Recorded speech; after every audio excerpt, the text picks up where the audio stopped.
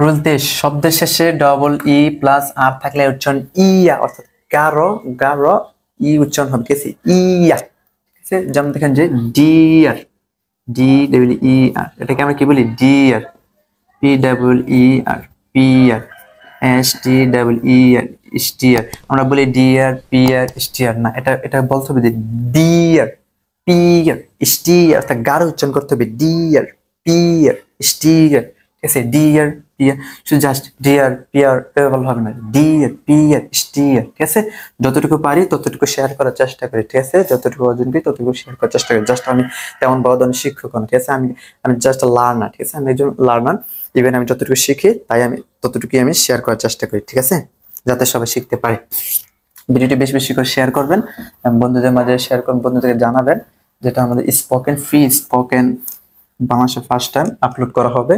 এগুলোর পরে আমাদের চ্যানেলে প্লেলিস্ট আকারে স্পোকেন এটা ফ্রিতে দেওয়া হবে। যে যারা এই আমার ভিডিওটি দেখবে, জাস্ট আমার ভিডিওটা দেখবে, তারা অবশ্যই ইংরেজিতে কথা বলতে পারবে। আমার স্পোকেন কোর্সটা ফ্রিতে ইউটিউব থেকে করার পর সে অবশ্যই ইংরেজিতে কথা বলতে পারবে।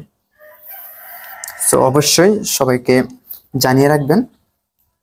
আর এবার আসো আমাদের 23, তাহলে 24 নম্বর রুল।